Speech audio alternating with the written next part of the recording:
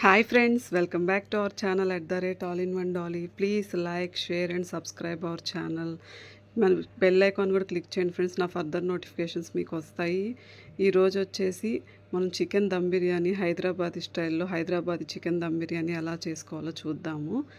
Video ఎక్కడ skip చేయకుండా చూడండి ఫ్రెండ్స్. మన ఛానల్లో మంచి మంచి వీడియోస్ ఉన్నాయి, షాపింగ్కి ఉన్నాయి, కుకింగ్కి ఉన్నాయి, అన్నీ కార్తీక మాసానికి సంబంధించిన వీడియోస్ కూడా ఉన్నాయి చూడండి ఫ్రెండ్స్. ఇంకా సాటిస్ఫైయింగ్ వీడియోస్ అవి కూడా ఉంటాయి చూడండి. ఇంకా ఇప్పుడు వచ్చేసి మనం రెసిపీ స్టార్ట్ చేద్దాం. ముందుగా చికెన్ని వాష్ చేసుకోవాలి. వాష్ చేసుకున్నాక వాటికి ఘాట్లు పెట్టుకోవాలి.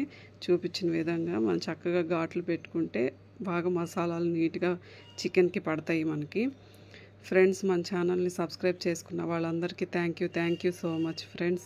మీరు లైక్ చేసిన వాళ్ళు కానీ షేర్ చేసిన వాళ్ళందరికీ కూడా థ్యాంక్ యూ సో మచ్. ఇంకెవరైనా సబ్స్క్రైబ్ చేసుకోకపోతే చేసుకోండి ఫ్రెండ్స్. మీ సపోర్ట్ మాకు ఎంతో హ్యాపీనెస్ని ఇస్తుంది, సపోర్ట్ని ఇస్తుంది ఫ్రెండ్స్. ఇది వచ్చేసి తర్వాత కట్ చేసుకున్న చికెన్కి మసాలాలు పట్టించుకోవాలి. ముందుగా అల్లం వెల్లుల్లి పేస్ట్ కొంచెం వేసుకోవాలి. అప్పుడప్పుడు దంచి వేసుకున్న అల్లం వెల్లుల్లి పేస్ట్ అయితే సూపర్గా ఉంటుంది టేస్ట్. తర్వాత కొంచెం పెరుగు కూడా వేసుకోవాలి. తర్వాత వచ్చేసి ఇవన్నీ ముందు మనం నీట్గా కలిపి పెట్టుకుంటే చికెన్కి బాగా ముక్కలన్నిటికీ పడతాయి. తర్వాత కొంచెం పసుపు వేసుకోవాలి, యాంటీబయాటిక్ కాబట్టి. ఫ్రెండ్స్, మన ఛానల్ని బాగా చూడండి ఫ్రెండ్స్, ఎక్కడ స్కిప్ చేయకుండా వీడియో మొత్తం చూడండి ఫ్రెండ్స్. తర్వాత కారం వేసుకోవాలి. ఇది ఇంట్లో పట్టించిన కారమేను. కారం మీరు ఎంత స్పైసీ కావాలో దాన్ని బట్టి చూసుకుని వేసుకోండి. తర్వాత వచ్చేసి ధనియాల పొడి వేసిన తర్వాత కొంచెం చికెన్ మసాలా కూడా వేసుకుందాము. ధనియాల పొడి మాత్రం ఇంట్లోనే చేసుకున్నది. కొంచెం ఉప్పు కూడా వేసుకోవాలి మీ రుచికి సరిపడినంత.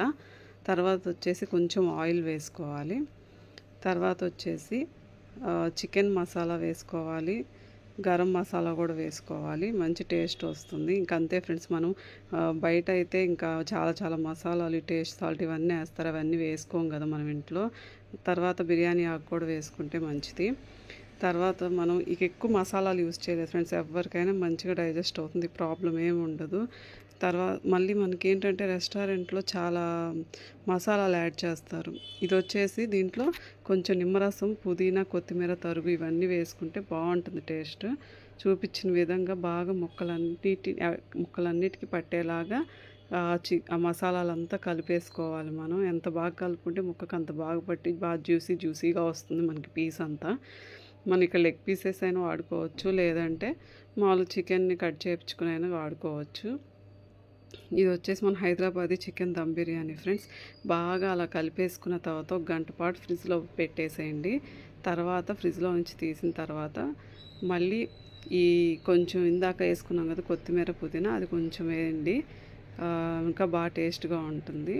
ఇంకా తర్వాత వచ్చేసి మనం ఇదంతా కలిపి పెట్టేసుకున్న తర్వాత పొయ్యి మీద బాండీ పెట్టేసుకుని దాని మీద కొంచెం ఆయిల్ వేసుకుని హీట్ అయిన తర్వాత మనం ఆల్రెడీ కలిపి పెట్టుకునే చికెన్ లెగ్ పీసెస్ని అందులో వేసేసుకోవాలి ఫ్రెండ్స్. వీడియో నచ్చిందా? లైక్ చేయండి, షేర్ చేయండి.